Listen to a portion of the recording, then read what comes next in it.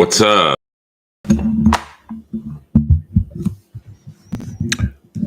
Skakel in the house for another Thursday afternoon stream.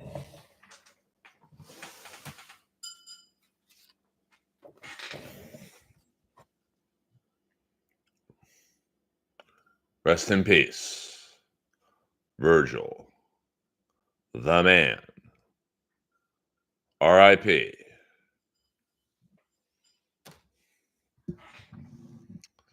Hold on, I'm getting text, and since I don't have an assistant, I must answer while I talk. And here we are. So sad day in the world of pro wrestling, or sad week, I should say, with Virgil passing and one of the original Four Horsemen, Arn Anderson, dying. Now, I don't have an autographed picture of him, but I'm working on that. Trust me. So, Thursday, 4 p.m., Earlverse style is underway. What up? Are you ready to rock? We're just doing a tribute to the main man, Virgil. And Ole Anderson, and I think a few other people died. Big Al, if you are familiar with the Hispanic prison movie, Blood In, Blood Out, the character Big Al, Lanny Harity, he died too, and someone else died. It was like, usually they die in threes, but the last week they die in fours. Oh, Richard Lewis, comedy legend, Richard Lewis. So it's a, sad week. Oh, sorry about that. My bad. This is carbonated. Today's energy drink flavor is Orange Cream by Ghost. And they do not sponsor the Earlverse stream. I'm a soldier. I work alone like Schwarzenegger's unit in Predator. I think Orange Cream is Ghost best flavor. Of course, when I was a kid, a long time ago, I ate those ice cream bars, the orange cream bars, and this kind of has that taste. Not quite, but good enough. I mean, I realized with protein cookies and energy drinks, you're not drinking them for the taste necessarily. But, here we are. So, and the Kings play tonight, the Vancouver Canucks. The Kings are back into being a free fall. The Kings are up and down this year. Up and down.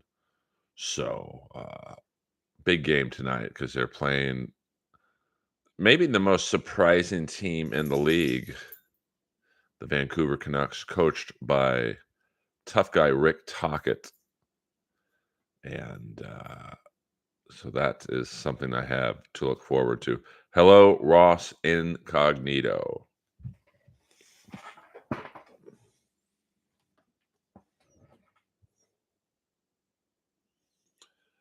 He tried to charge me $30 for this photo,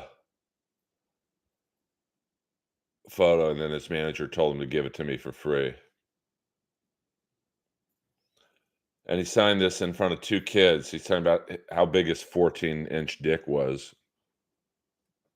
I'm like, come on, man, there's two kids. Maybe I should hang this in memoriam right there. So we'll just, we'll do that.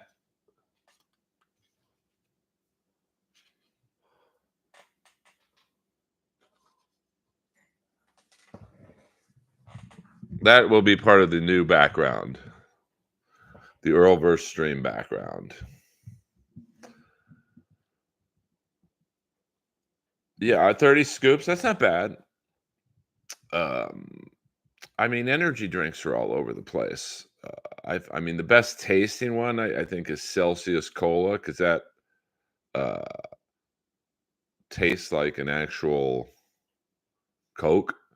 Yeah, Ric Flair. I don't know if I need to see that though. You know, Ric Flair at 75. I thought it was bad when he was in the ring at 73. It was 75. Hit the like button if you haven't done so already. Thank you very much for those of you who have.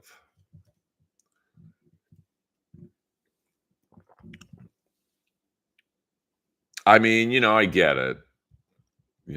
I just, you know, I want to have some good memories of Ric Flair not taking a ball shot from one of the Young Bucks. I'm not really digging this Young Bucks as Sting's final match. And it's tough because with Sting, you can't really. Hold on, I'm going to change the Wi-Fi setting here so it's optimal. And 1, 2, 3. It's taking a little while longer, to be honest with you. But you can't really, Sting doesn't really have any contemporaries. So that are still alive and actively wrestling. I mean, Ole Anderson was, you know, uh, 81 years old, Flair is 75. So I think that,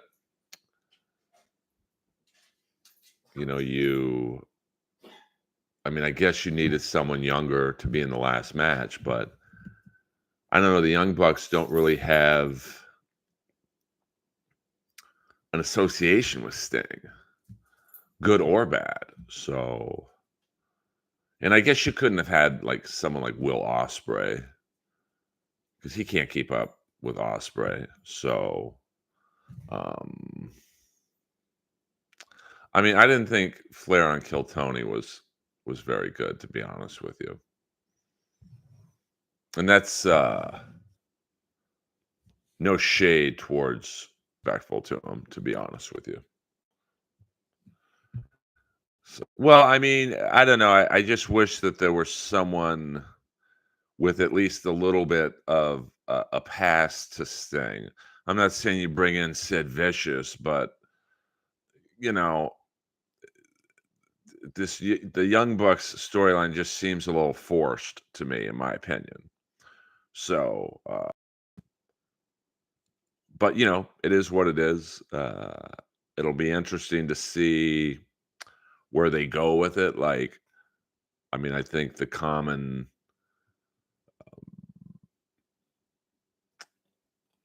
prevailing thought is he'll win his last match, but I think you could have tremendous someone coming in costing him the belts.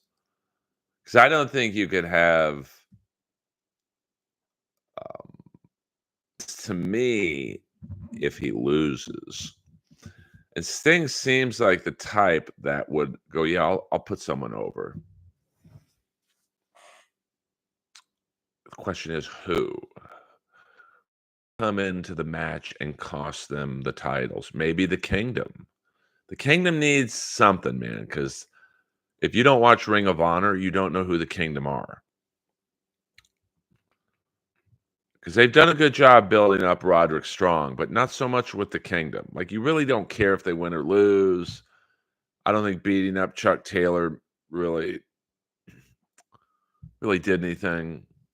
So if they came in at the end and cost Sting the match, they got instant heat the next day. Now, if it's an individual, maybe it's Roderick Strong. He's pretty over right now. Ospreay doesn't really make any sense at all.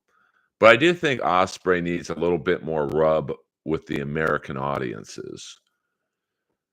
because he, for the last while anyway, has been primarily New Japan. And, a lot of people don't watch New Japan. Like, I had no idea who Jay White was when they brought him in because I didn't watch New Japan at the time. And he's a huge star. What they are doing with him is criminal. Putting him in 12-man tag teams. What? This guy should be in the main event picture.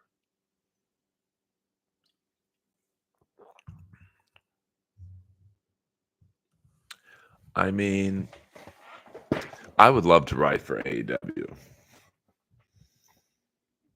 because I got good ideas. I really do. I mean, Tony Khan needs someone in the writers' room like me who go, "Yeah, this isn't a good idea, man. This is a good idea." Uh, I think Tony Khan he's like a little kid. He wants to see dream matches. So I know I almost went to that last night, but and I'm very familiar with the Huntsville, Alabama area. For those of you who follow my past with women. So, but I wouldn't have wanted to fly home and then fly back out to Greensboro. I'm still on the fence about Sting's last match. Uh, well, I mean, but my ideas are like I can explain them where people go, okay, we see. I just don't. I make Sting world champion. Oh shit.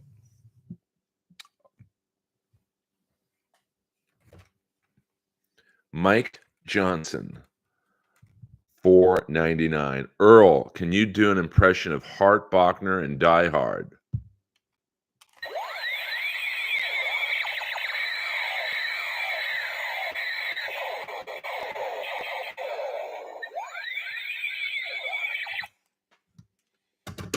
Was not expecting that, but for $5. And notice how I haven't asked for money once in 12 minutes, and voila, the super chats just come in because I don't treat you guys like homeless people. Give me your money.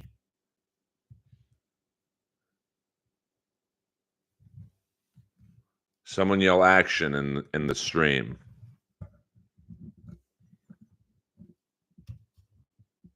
Or I'm not doing any Ellis from Die Hard.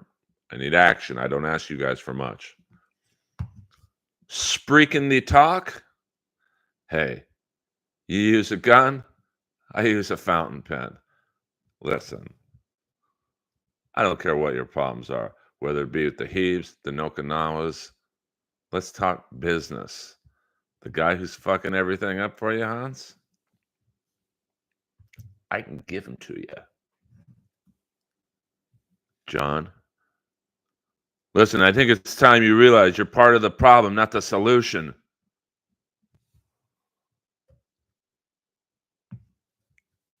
It's a Rolex. The great Hart Bachner, who I have asked to be on the Inappropriate Earl podcast. I hope that it's good enough, Mike Johnson. If that is not good enough for you, since I realize you could have been a poor and just given me $2, if you have another line you'd like me to say, type it in for free, and I'll do my best. The thing is, Hart Bachner and Die Hard did not have a lot of lines, but I'm trying to think some of his other lines. Don't tell me it'll ruin the vibe, Hart Bachner. Hey, we're just celebrating. We just closed a big deal. Am I right, JoJo?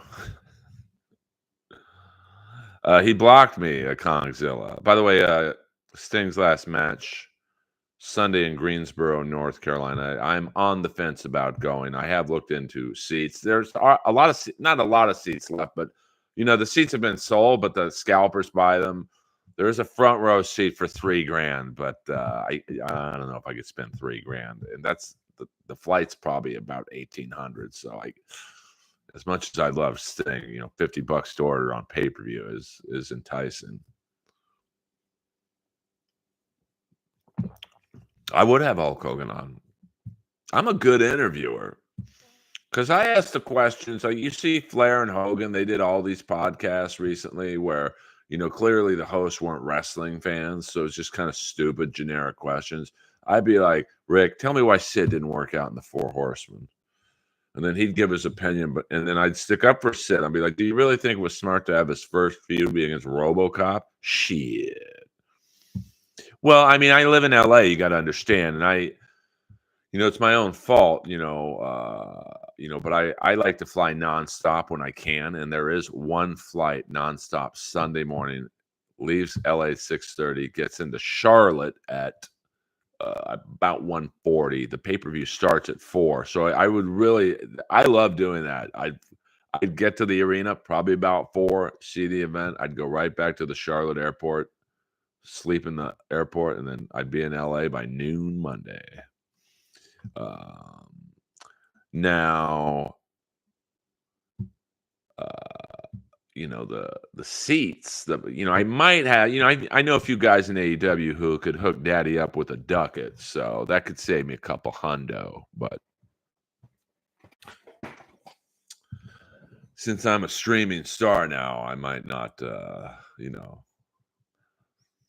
Well, I mean, Burbank's the best airport in the world. Like, you literally feel like you're flying into your own fucking airport. Uh, well, here's a scam, though. They're not selling singles. It's 2 seats. Where I don't know how many of you watch AEW, to be honest with you, but that spot in the crowd where the fans do the scissor me with the Acclaimed. It's those 2 seats, but you got to buy both. And I don't, if I was dating or whatever, I don't even know if I was dating someone, I'd say, hey, you want to go? Because they wouldn't they don't care about staying. Yeah, I mean, flying's no joke these days. I actually like flying. I love airports, man. Just so many people, and you can people watch, and the smells of an airport bathroom are outstanding. But there are some other options. I mean, I think there is one seat available front row like where the camera looks. So I'd be on TV a lot. I'd wear a beanie. So you like, hey, there's Skakel, man. And I'd be holding up my sign, Vince McMahon is a homo. Yeah, I mean, that's crazy. That door flew off. I mean, I love pro wrestling, and it's, I've been to AEW shows. They're pretty fun, man. Everyone's cool, and yeah, I mean, I've been to every type of sporting event you can be in. I like independent wrestling shows because that's where you can see like big name wrestlers do smaller shows, like Dolph Ziggler just did a GCW show. Like that's held at this place called the Ukrainian Cultural Center.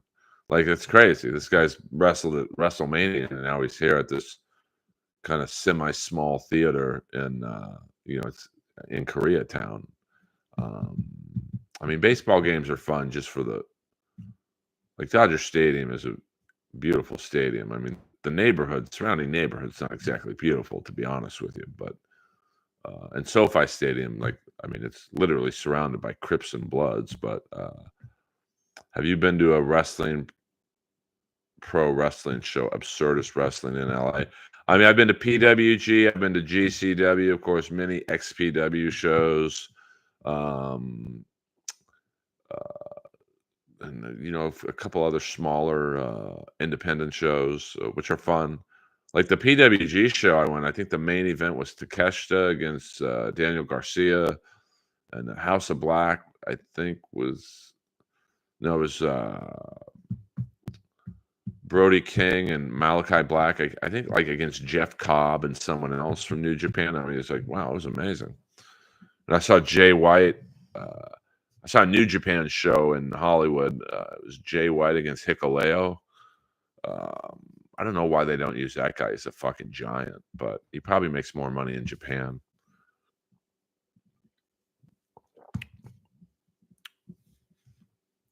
John, can't you hear me? They're going to kill me. A little extra there for you, Mike Johnson. Yes, if I have a new pricing structure just to cover this over. As you guys know, all Dabbleverse questions are $100 and up. Any Jeff Ross questions, $500 and up, uh, and any '80s movie quotes, $5.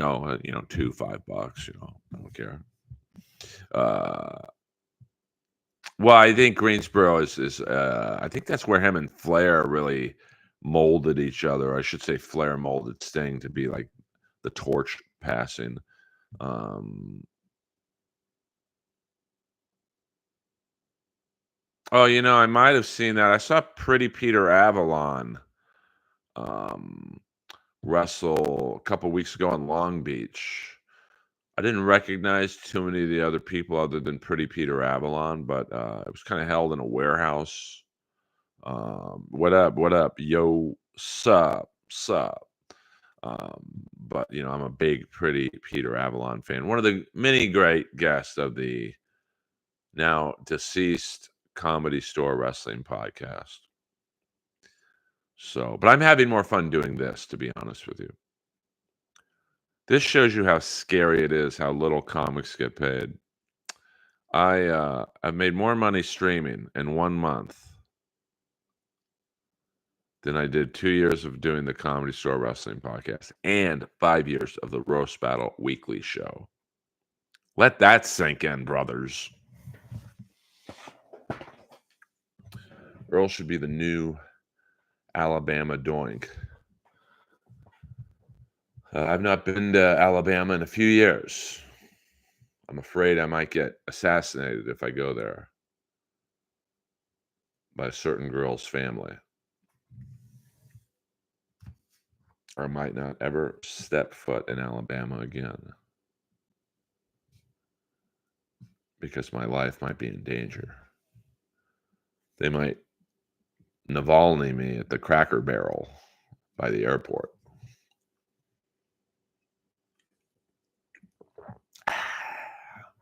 Trying to think of some more Hart Bachner lines. Hart Bachner also great in The Wildlife as the horny rogue cop Dave, married to Ann Wilson in the movie. Now, here's something I didn't really put together. Hart Bachner's dad was the great character actor from the 70s, Lloyd Bachner, who I was watching an old episode of Vegas the other night. And Lloyd Bachner was like the main bad guy.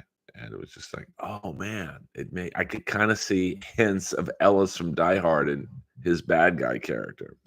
Well, stand-up pay is awful if you're at like my level, which is, to be honest with you, I'm known, but I'm not known. So I'm like a cheaper alternative to, hey, Bert won't do our show tonight. Well, let's get Skakel. He'll do it for $100, which I'm fine with. But I mean, background acting is consistent. Like there's always the need for background actors. Now the hours are brutal. I mean, I felt so bad for the background actors on I'm Dying Up Here. Like whenever there was a stand-up scene, and how it worked on I'm Dying Up Here is like the few stand-up scenes I had on the show, literally we had to tape for 5 hours because you got to get the audience perspective of looking at the comic, and then you got to have the camera behind me so you get my perspective looking out at the crowd. So these background actors literally had to listen to the same jokes for 5 hours, and every time act like it was funny. It's all right, Dr. Nova. Okay.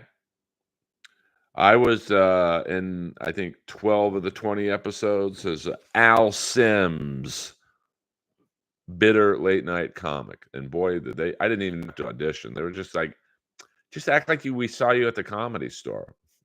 Okay. But it was a fun, I mean, the set was never really that happy, Dylan. I don't know if you picked up on that, but I mean, I think the first couple weeks of the ratings were good. Like, oh, we might have a hit on our hands. And then we just never found our sea legs. And we had like our lead-in for season 1, I think, was Twin Peaks, so it's a good show to piggyback on, and then I believe season 2, our lead-in was Ray Donovan, which was awesome because some of the, scenes, where the 2 comedy clubs were, the sets was the same set as Ray Donovan, so, that was kinda fun for me because I liked Ray Donovan. How do small comics make it? I mean, I don't know, man. Like, I mean, my first 10 years of comedy, I basically paid to do stand-up. And what I mean by that is, oh, there's a good room in San Diego. Let me drive down there, 2.5 hours there, 2.5 hours back.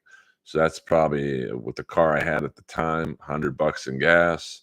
I'm not getting paid, but it was a good room because no one was going to pay someone with no credits. And then, you know, and then plus meals, like, you'd probably have a meal at a late night diner before driving back. So, you're out $150 easy, um, in terms of, the money you spent. But, that's how desperate I was to do 10 to 15 minutes in a good room.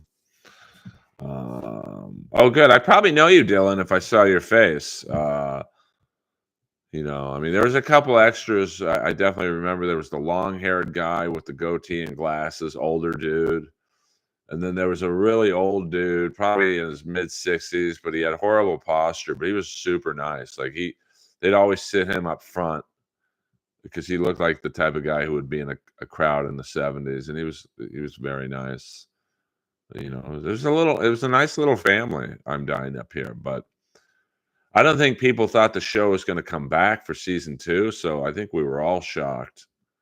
Um, and I remember talking to one of the main actors from the show who had come to the Comedy Store to watch, Santino and Griffin and Al and me, and we're talking afterwards, and he's like, "Man, I hope the show doesn't get picked up again. I'm miserable on it."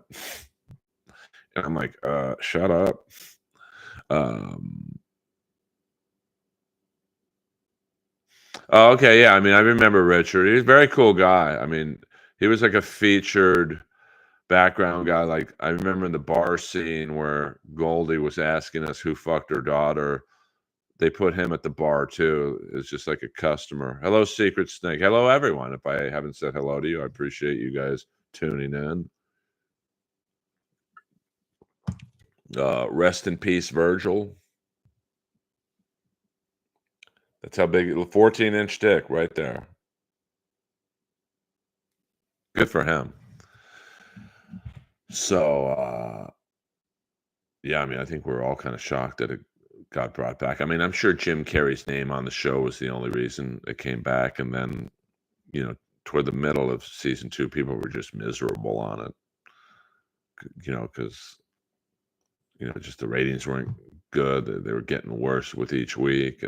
But it was such a good show, season 2, like, because they brought in some new writers, including my friend, Brendan Lynch. And, it just, I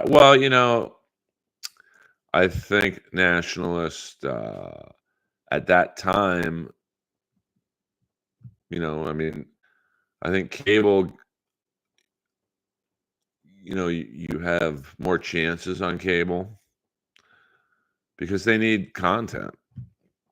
And I think because of Jim Carrey's name in it, and Melissa Leo as a, Oscar winner, and all the great actors that were through that show. I mean, Alfred Molina, Andy Kendler, Rick Overton, all the great comics, Jake Lacey. It was really an amazing cast. I mean, to sit in on the table reads was like fun. In the very last episode, I think I had one line in the last episode where I'm like, "Hey, we're still getting our free gruel, right?" That killed at the table read because it was like a 2-hour table read. It was a long script. I think the episode might have been a little longer than an hour. So by the time my line came at the end of the episode, people were just wanting to get out of the room, and I'm like, "This is my shot." Even Melissa Leo laughed.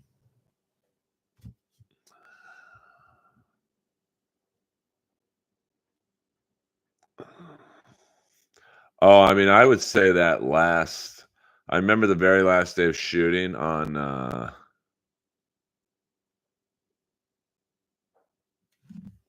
really? Let me check it.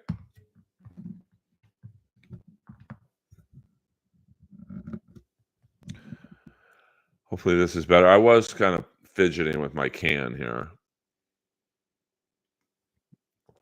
Hey, Fitzy's drowning. We had to do that a few times because the director was getting mad at me. He's like, "It's not funny, the guy's drowning." I'm like, "But that's what makes it funny, is that I walk in and tell Brad Garrett, Fitzy's drowning, like, I'm happy. That makes it funny. This is a show about comedy." But I wasn't really in a position to argue too much. Um, but thank you. Random guy, how's that to sound? Does it sound better? Let me check all the connections.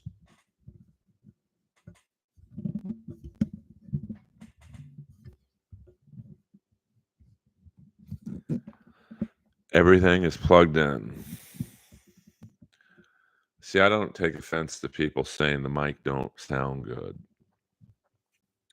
Really?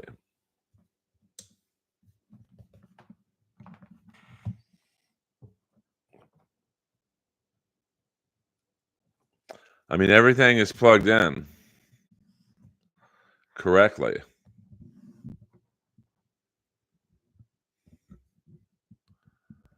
I mean, I'm not saying it's you, random guy. I'm just saying I don't know. Well, I switched the Wi-Fi to my cell phone, so that makes the Wi-Fi better.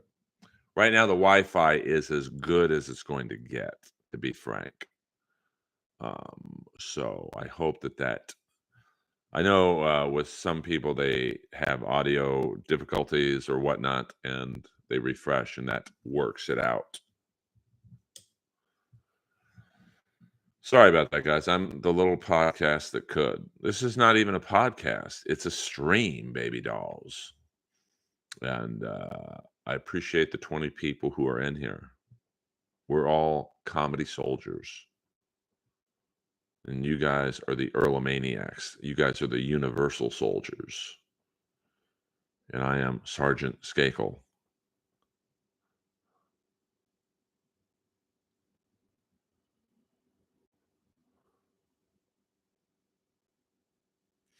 Well,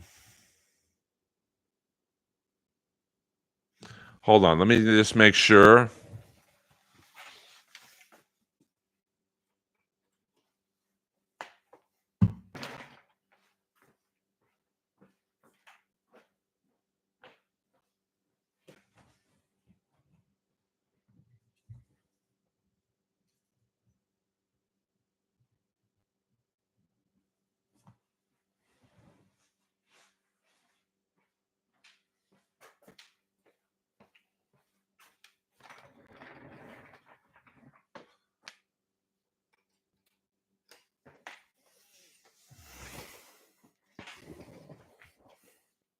Everything's plugged in, so I'm not. Let me check the settings.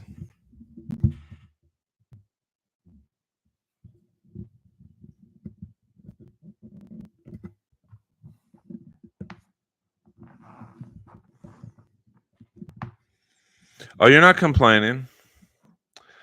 I don't take anything personal. I mean, let's be honest. I need you guys a lot more than you need me. Because if you guys didn't like the stream, you just watch someone else's stream. But I mean, this is a pretty good mic, so might be just a bad day for audio. I'm not sure. But I appreciate you guys dealing with my audio problems.